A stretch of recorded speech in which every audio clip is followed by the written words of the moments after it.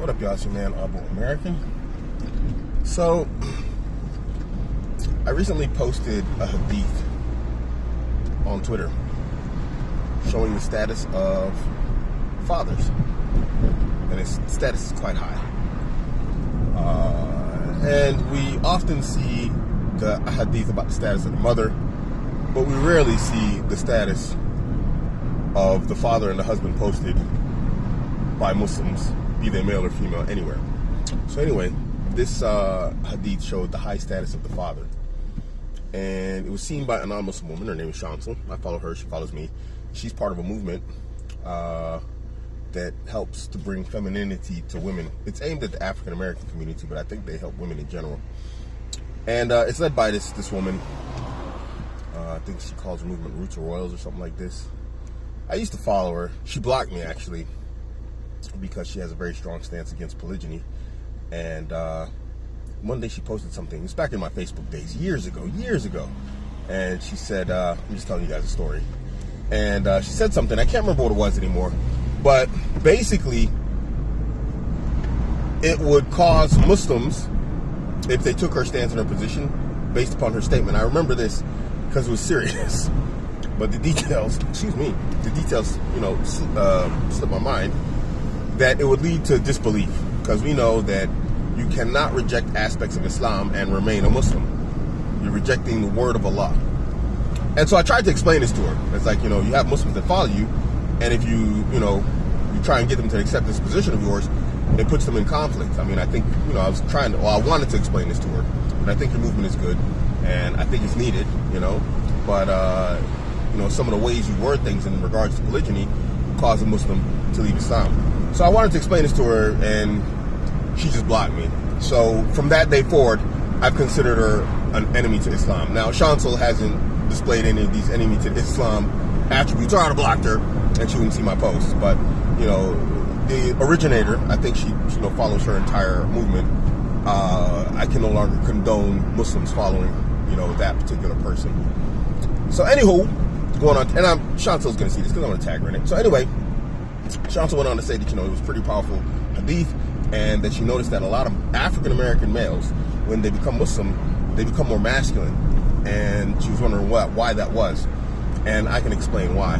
And that's because when we look at African-American culture, it's really not clear or defined. There is no clear or defined African-American culture. We got hip-hop. We got hip-hop. But, man, bro. Excuse me. But really, we're looking at like thoughts and hoes, niggas and bitches and rappers saying crazy stuff. Really, we don't have a clearly defined and strong culture in African America. So when a person becomes a Muslim, he gets that a mission. And part of masculinity is having, I don't know why. Damn it. And part of masculinity is having a clear mission and a goal. There we go, man. That's much better in life. And Islam gives you a very clear and defined goal that stays with you from the day you become Muslim until the day you die. And so with that comes masculinity, because it now gives a man a focus to direct his energies, his intellect towards, instead of like stupid stuff like chasing women, music, and consumerism. I mean, African American culture is big on consumerism. It gives you a direction and a purpose other than that. And so what you find is those men, when they get that new purpose and they start following it, they become more masculine, which is odd. Well, it's not odd, but it's odd that we find that there are so many emasculated Muslim men out there, and there are, unfortunately, because, well, I don't know why. So yeah, that's really just to answer the question. It doesn't take like a whole lot, to explain. It's not going to be a real long video or anything. It's not complicated. It's how it is.